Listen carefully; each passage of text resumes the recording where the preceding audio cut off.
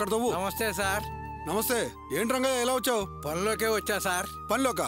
నిన్నెవరయ్యా పనిలోకి రమ్మంది? అదేమిటి సార్ అలా మాట్లాడుతున్నారు?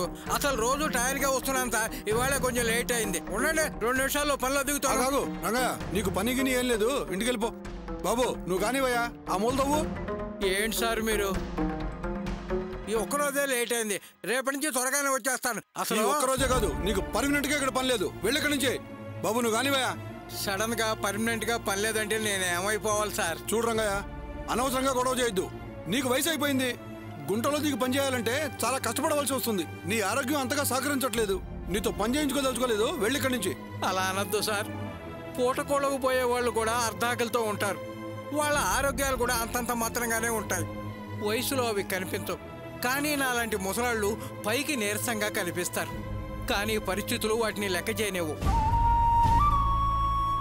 ఈ పనే సార్ ప్రస్తుతం నాకింత తిండి పెడుతోంది. పనికి వద్దు అని చెప్పి నా నోటి దగ్గర ముద్ద లాగేయకండి సార్. చాలా ఇబ్బందుల్లో ఉన్నాను. పైగా అప్పులు కూడా ఉన్నాయి. నన్ను ఇలా అర్ధాంతరంగా పనిలోంచి తీసేయకండి సార్. రంగయ్య, నీ బాధలు బాధ్యతలు అప్పులు ఖర్చులు అంటూ నీ కష్టాలు నాకు ఏకరువు పెట్టకు. అవన్నీ నీ కుటుంబ విషయాలు, వినవలసిన అవసరం నాకు లేదు. దయాదాక్షిణ్యాలకు పోయి నిన్ను పనిలో పెట్టుకుంటే పుణ్యానికి పోయి పాపం మూట కట్టుకున్నట్టు అవుతుంది నా పని. ముందు నువ్వు వెళ్ళి ఇక్కడి నుంచి. అయ్యో సార్, అంత కఠినంగా మాట్లాడకండి సార్. చెప్తే నీ కదా, వెళ్ళవా ఇక్కడి నుంచి. మీ కాళ్ళు పట్టుకుంటాను. చెప్తుంటే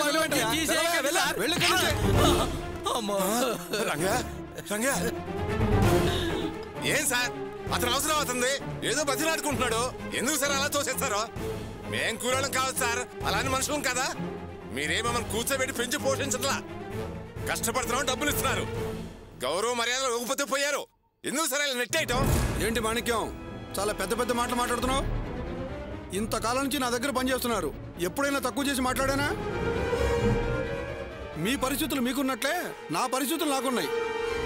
మీకోసం నా బతుకుతీరుని పోగొట్టుకోను కదా. నేను ఆయన పనిలోకి రావద్దంటానికి నా కారణాలు నాకున్నాయి. అంతేగాని అనవసరంగా అన్నిట్లో తలదొర్చుకో. వెళ్ళి నీ పని చూసుకో, వెళ్ళు. ఓహో, ఇతనికి ఏమన్నా అయితే మీరు నష్టపరిహారం ఇవ్వాల్సి ఇస్తేనే ఆలోచిస్తున్నారా? నేను అంతదాకా ఆలోచించట్లేదు. అలా ఆలోచించేవాడిని కూడా కాదు. నా దగ్గర పనిచేసే వాళ్ళకి ఏ ఇబ్బంది వచ్చినా ఆదుకునేవాడిని నీకు తెలుసుగా. మరి ఎందుకు సార్ సడన్ గా రంగైన పనికి రావద్దు అంటున్నారు? కారణం నీకు చెప్పాలా? కనీసం ఇతనికైనా తెలియాలి కదా. సడన్ గా అతను పనికి రావద్దంటే అతను ఎలా బతుకుతాడు? మీరు కూడా కొంచెం ఆలోచించండి సార్. అన్నీ ఆలోచించే వద్దన్నాను. అతని గురించి నీకెందుకు? వెళ్ళమన్నానా? వెళ్ళు, వెళ్ళి నీ పని చూసుకో. అలా అంటారేంటి సార్? పేదవాళ్ళం, తోటి కూలి వాళ్ళం, పైగా ముసలోడు. ఒకరికొకరు సాయంగా ఉంటాం మాకు అలవాటు సార్. రేపు ఈ మాట నన్ను కూడా అనడానికి గ్యారెంటీ ఏంటి? అంటే కలిసికట్టుగా స్ట్రైక్ చేస్తారా? తప్పనప్పుడు చేయాల్సి వస్తుంది సార్. ముందు కారణం చెప్పండి సార్. విసిగించకయ్యా. నాకు నేను కావాలని అతన్ని పనిలో తీసేయలేదు. అతన్ని పనిలో పెట్టుకోవద్దని వాళ్లే చెప్పారు. ఎవరు? మా వాళ్ళ? ఎవరు సార్ వాళ్ళు? ఎవరో ఒకళ్ళు. వివరాలు ఎందుకు రంగయ్య? వెళ్ళు. లేదు సార్, నాకు తెలియాలి. వాళ్ళు ఎందుకు అలా చెప్పాల్సి వచ్చిందో నేను తెలుసుకోవాలి సార్. చెప్పండి సార్. సరే చెప్తాను, విను. మీ పెద్దబ్బాయి గోపియే నిన్ను పనిలో పెట్టుకోవద్దన్నాడు. ఏంటి సార్? మా అబ్బాయి గోపీనా? వాళ్ళు చెప్పాక మాలాంటి వాళ్ళు వెనక తప్పదయ్యా. నువ్వు ఇలాంటి పని చేయటం వాళ్ళ గౌరవానికి భంగమట. నిన్ను పనిలో పెట్టుకోవద్దన్నారు. అందుకే నిన్ను వద్దనాల్సి వచ్చింది. సరేనా? చూడు రంగయ్య, నేనే కాదు, ఏ కాంట్రాక్టరు వాళ్ళ మాటను కాదని నిన్ను పనిలో పెట్టుకోరు. విన్నావుగా? వెళ్ళు. మాణిక్యం, వెళ్ళు, నీ పని నువ్వు చూసుకోపో. వెళ్ళు. రంగయ్య, ఏంటి ఇంకా నిలబడ్డావు? వెళ్ళవయ్యా, వెళ్ళు. సార్ సార్, ఒక్క నిమిషం ఆగండి సార్. నన్ను పనిలో పెట్టుకోవద్దు అని నా కొడుకు గోపి చెప్పాడా? వాడు అలా చెప్పడు సార్. చాలా మంచివాడు. నలుగురికి పనిచ్చి ఆదుకునే నా కొడుకు కన్న తండ్రి పని పోగొడతాడా? నేను ఈ పని చేయడం పరుగు తక్కువ అంటాడా? సార్, చేసే పని ఏదైనా శ్రద్ధగా చేయాలి. మన వృత్తి ఏదైనా దాన్ని గౌరవించాలి, అసహించుకోకూడదు అనేవాడు సార్. వాడు నన్ను పనిలో పెట్టుకోవద్దు అంటావేమిటి సార్? అంటే అతను చెప్పకపోతే ఇంతకాలం పనిలో పెట్టుకున్నవాడిని సడన్ గా ఎందుకు తీసేస్తానయ్యా? అయినా అబద్ధం చెప్పాల్సిన అవసరం నాకేంటి రంగయ్య? సార్, నేను తర్వాత వాడితో మాట్లాడతాను. నన్ను పనిలోకి రావద్దు అనొద్దు సార్. ముందు మాట్లాడి ఒప్పించి నాతో చెప్పించు. అప్పుడురా అప్పుడు నిన్ను ఆనందంగా తీసుకుంటాను. వెళ్తాను సార్. నా కంచంలో మొన్నెందుకు పోస్తావురా అని అడుగుతాను. నీ గౌరవం కోసం నన్ను బజారుకి ఈడుస్తావా అని అడుగుతాను. వెళ్ళి అడుగుతాను సార్. వస్తా సార్. మాణిక్యం వస్తా.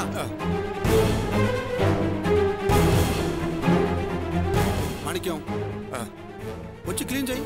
చూడు ఆ పని చూడు. అలాగే సార్. నమస్తే సార్. నమస్తే. ఎక్కడికి వెళ్తున్నారు సార్? ఇదిగో ఈ నక్క వినయాలు, ఈ దొంగ నమస్కారాలే నాకు పనికిరావు. నమస్కారం సార్ అన్నావు. ఎక్కడికి వెళ్తావయ్యా? లోపలికి వెళ్తున్నాను. అదేంటి సార్ అలా అంటారు? మా డ్యూటీ మేము చేయాలి కదా. ఎవరినైనా అడిగి లోనికి పంపించాలి కదా సార్.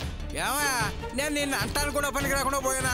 అయినా నేలా నిలబడి వచ్చేవాళ్ళకి పోయేవాళ్ళకి గేట్లు వేస్తూ తీయట్లేదు. నేను ఒళ్ళొంచి పని చేసి బతుకుతున్నానయ్యా. నేను అర్జెంటుగా వెళ్ళి వాడిని కలవాలి. అర్థం చేసుకో. ఈ పర్మిషన్లు గిర్మిషన్లు వేరే వాళ్ళకి, నాకు కాదు. అర్థమైందా? ఎందుకు సార్ అంతంత మాటలు అంటారు? మీరు వెళ్ళండి సార్.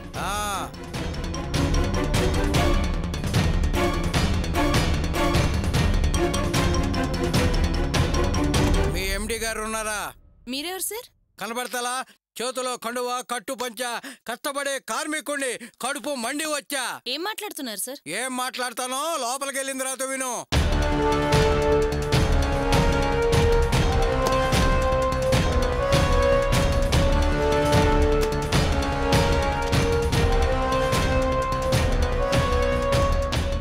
రే గోపి, ఎవరిని లోపలికి వచ్చావు? అదేంటయ్యా అలా అంటావు? నేను నిన్ను కలవటానికి కూడా పర్మిషన్ కావాలా? నేను నీ కన్నా తండ్రినయ్యా. అవ్వచ్చు, కానీ ప్రతిదానికి ఓ పద్ధతి ఉంటుంది. అది పాటించాలిగా. సర్లే, ఎందుకు వచ్చావో చెప్పు. నేనెందుకు వచ్చానో నీకు తెలియదా అయ్యా? రావాల్సిన అవసరం ఏముంది? ప్రతి నెల 10,000 పడేస్తున్నాగా. మాట మాటకి ఆ మాట అనకయ్యా. నేనేం నిన్ను ఆ డబ్బు కావాలనే అడగలేదు. అదేదో బుద్ధి తక్కువ పని చేసి నిన్ను ఇబ్బంది పెట్టి ఆ డబ్బు నువ్వు ఇచ్చేలా చేసింది. నాకు అస్సలు ఇష్టం లేదు. నేను ఆ డబ్బు ముట్టుకోవట్లేదయ్యా. ముట్టుకోవడం ముట్టుకోకపోవడం నీ ఇష్టం. అయినా నువ్వు ముట్టుకోలేదు అనగానే నువ్వు చాలా గొప్పడని నేను ఫీల్ అవుతాను అనుకుంటున్నావా? నువ్వెందుకు ముట్టుకోవట్లేదో నాకు బాగా తెలుసు. నా పరువు తీయడానికేగా. చచ్చా, ఆ ఉద్దేశం నాకు లేదయ్యా. నిన్ను కట్టుబట్టలతో అది ఇంట్లోంచి తరివేసింది. నువ్వు నీ రెక్కల కష్టంతో ఎదిగావు. అది నీ కష్టార్జితం.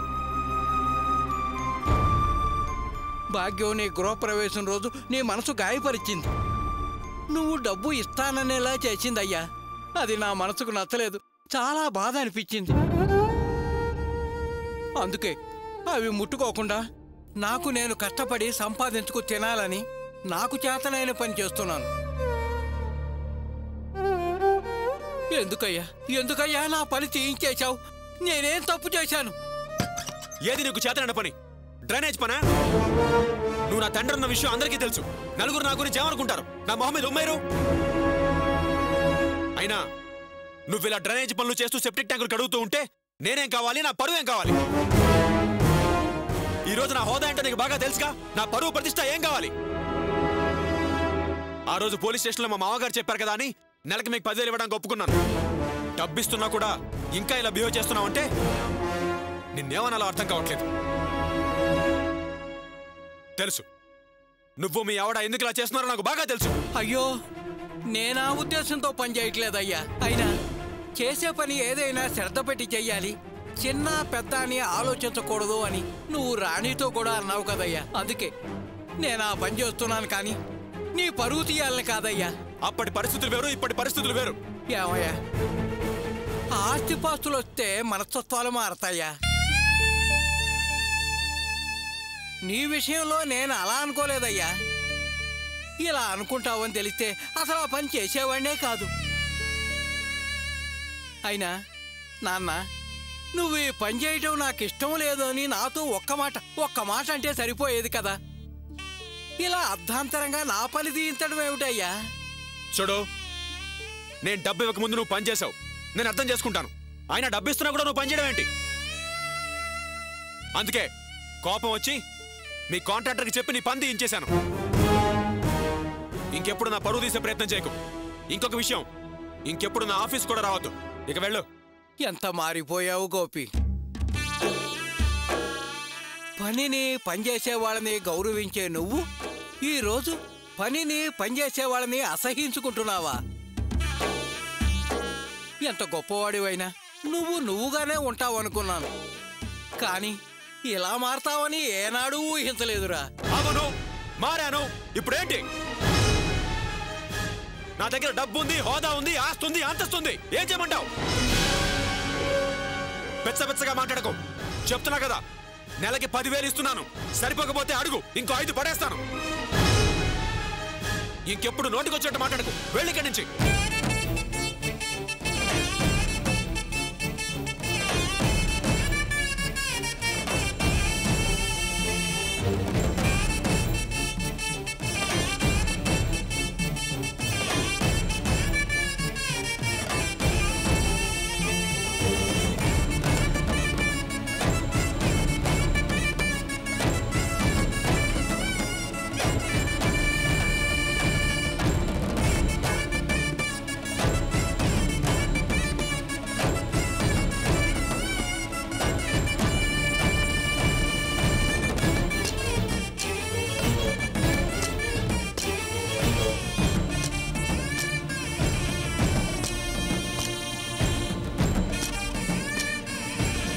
సార్,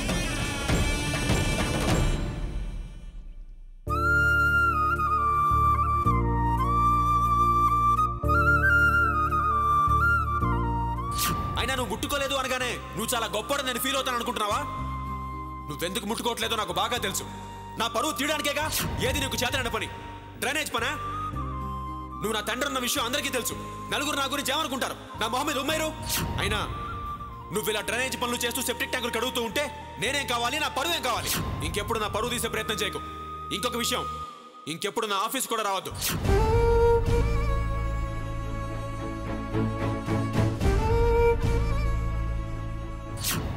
ఊరుకో రంగయ్య, బాధపడకు. స్నేహితుడిగా ఓదారుస్తున్నా, కానీ బాధపడకుండా ఉండటం కుదురుతుందా చెప్పు? ఎంత నచ్చ చెప్పుకున్నా నా మనసు నా మాట వింటలేదు.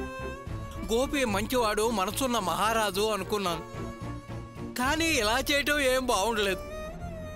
ఎందుకు ఇలా చేశావురా అని అడగటానికి వెళితే నా గౌరవ మర్యాదలకి భంగం కలుగుతోంది, అందుకే నీ పని తీయించేశాను అనే మాటను నేను తట్టుకోలేకపోతున్నాను. డబ్బు ఎవరినైనా మారుస్తుందేమో కానీ నా గోపి మనసు మారుతుందో అనుకున్నాను. వాడు ఎల్లకాలం అలాగే ఉంటాడు, వాడు మంచి పేరు తెచ్చుకుంటాడు అని కూడా అనుకున్నాను, కానీ మారిపోయాడు. పూర్తిగా మారిపోయాడయ్యా. కన్న తండ్రిని, వాడి మీద ఎంతో నమ్మకం పెట్టుకున్న నేనే వాడు కఠినాత్ముడు అనుకునే పరిస్థితి వచ్చిందంటే రేపు జనం వాడిని అనకుండా ఉంటారా? వాడు నన్నన్న మాటల కన్నా రేపు సమాజం వాడిని చెడ్డవాడు అంటారేమోనని చాలా బాధగా ఉందయ్యా. రంగయ్య, అనవసరంగా ఆలోచించి నీ మనసు బాధ పెట్టుకోకు. అంత మంచివాడు సడన్ గా మారాడంటే ఏదో కారణం ఉండే ఉంటుంది. 4 రోజులు పోయాక ఆ విషయం నీకే అర్థమవుతుంది. నువ్వు ఆ విషయం గురించి ఇంకా ఆలోచించకు. చూడు వెంకటయ్య, చెడ్డవాడు మంచివాడిగా మారితే పశ్చాత్తాపడ్డాడు కనుక మారే అవకాశం ఉంటుంది, కానీ మంచివాడు చెడ్డవాడిగా మారితే అంత తేలిగ్గా మారటం జరగదు. అదేనయ్యా నా భయం. కారణం వేరే ఏదైనా ఉంటే అదే విషయం నాతో చెప్పు ఉండేవాడు. పైగా వాడు అబద్ధం ఆడడం, అందుకే వాడు చెప్పిందే కరెక్ట్. నా పని వాడికి నచ్చలేదు, వాడికి తోచింది వాడు చేశాడు, కానీ అన్యాయం అయిపోయింది ఎవరు? నేనే కదా. చేతిలో పడిపోయింది, నాకు వేరే పని చేయడం కూడా చేత కాదు. ఇప్పుడు ఎలా బతకాలి? అందుకే నా బతుకు ఇలా అయిపోవటం వల్ల గుండె బరువు ఎక్కిందయ్యా. కాస్త మందు వేసుకుంటే ఈ బాధ అడుగులు పడి ఉంటుందయ్యా. పద, చివరి 90 వేద్దాం. 90 లేదు, ఏంటి లేదు. నిన్ను డాక్టర్ మందు తాగొద్దని చెప్పాడు కదా, గుర్తులేదా? వాళ్ళకేంటి వెంకటయ్య, వాళ్ళు అలాగే చెప్తారు. రోగం వైద్యం మాత్రమే వాళ్ళకి తెలుసు, బాధలు బరువులు వాళ్ళకేం తెలుస్తాయి? రెస్ట్గా ఉండు అంటారు, కానీ వాళ్ళు పోషిస్తారా? వాళ్ళ మాటలు వాళ్ళు చెప్తారు, కానీ నా బాధకు మందే కరెక్ట్. నా మాట విను రంగయ్య. ఇప్పుడు 90 అంటావు, చుక్క గొంతులోకి దిగగానే లిమిట్ మర్చిపోతావు. ఇంకా అని దారి ఆపకుండా తాగుతావు. నీ సంగతి నాకు తెలియదా ఏంటి? వారు పిచ్చోడా, ఈ మందు కనిపెట్టింది బాధలు మర్చిపోయి మనసుకు ధైర్యం చెప్పుకోవటానికి రా. జబ్బు పెరుగుతుందని జిహ్వ చంపుకుంటావా? పద రంగయ్య. రంగయ్య ఆగు రంగయ్య, నా మాట విను. చూడు వెంకటయ్య, టీబీ అంటే ఊపిరితిత్తులో నీరు చేరటం వల్ల ఆ వ్యాధి వస్తుంది. దుఃఖపడితే ఆ నీరు ఇంకా పెరిగిపోయి వ్యాధి పెరుగుతుంది. ఇదిగో ఓ 90 లోపల పంపిస్తే వేడి పుడుతుంది, ఆ వేడికి నెమ్ము ఆవిరైపోయి వ్యాధి నెమ్మదిస్తుంది. ఈ మందు గురించి మనకు తెలిసినంత ఆ డాక్టర్కి ఏం తెలుస్తుందయ్యా? తాగకుండా బాధ భరించలేను, ఈ ఒక్కసారికి కంపెనీ ఇవ్వయా. నువ్వు రా. రంగయ్య నువ్వు వినని చెప్పు. వద్దు రంగయ్య. రంగయ్య మెల్లగా నిదానంగా.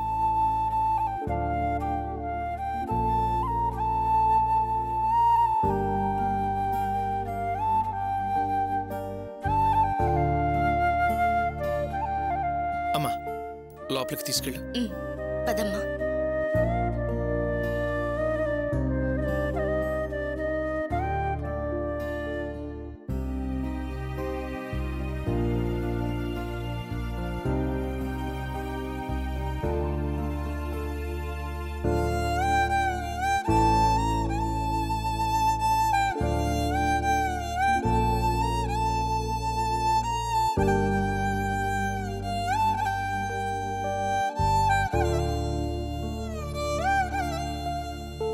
పడుకో అమ్మా, నేను వెళ్ళి జ్యూస్ తీసుకొస్తాను.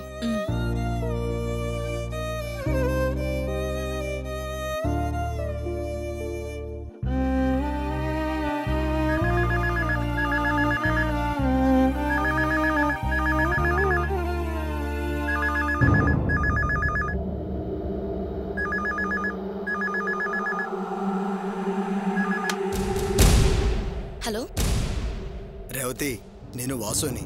చెప్పు వాసు. రేవతి, హాస్పిటల్ నుంచి ఎప్పుడొచ్చారు? అత్తయ్యకి ఆరోగ్యం ఎలా ఉంది? ఈరోజే డిశ్చార్జ్ అయ్యి వచ్చాం. అమ్మకిప్పుడు పర్వాలేదు. చూడు రేవతి, నేను ఇలా అంటున్నానని తప్పుగా అనుకోవద్దు. నేనేం అనుకోను. చెప్పు వాసు.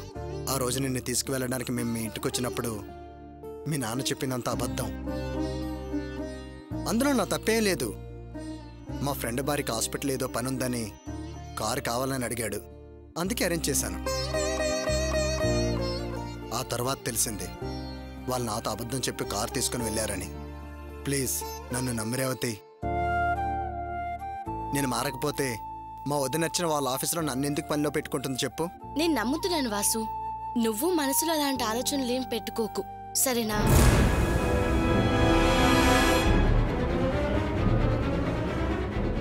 సరే రేవతి, ఇప్పుడు అత్తయ్యకి బాగానే ఉందిగా?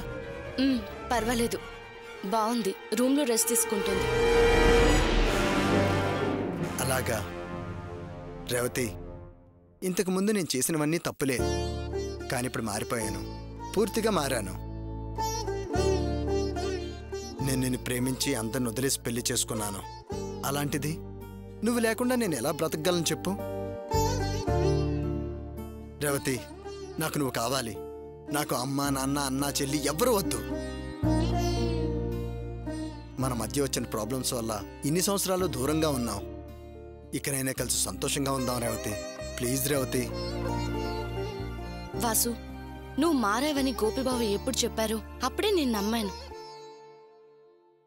త్వరలోనే మనం కలిసి జీవితం ప్రారంభిద్దాం, సరేనా? సరే రేవతి, నువ్వు నన్ను నమ్మావు, నాకదే చాలు. కానీ నేను నీతో మాట్లాడినట్టు మీ నాన్నకు తెలిస్తే మళ్ళీ నీకేదైనా సమస్య వస్తుందేమోనని భయంగా ఉంది. వాసు, నువ్వు అలాంటి భయాలేం పెట్టుకోకు. మా నాన్నే కాదు, అలాంటి మాధవరావులు 1000 మంది వచ్చినా మనల్ని విడదీయలేరు, సరేనా? సరే రేవతి, ఇప్పుడు నాకు చాలా సంతోషంగా ఉంది. సరే వాసు, నేను రేపొచ్చి నిన్ను కలుస్తాను. సరే రేవతి, బాయ్.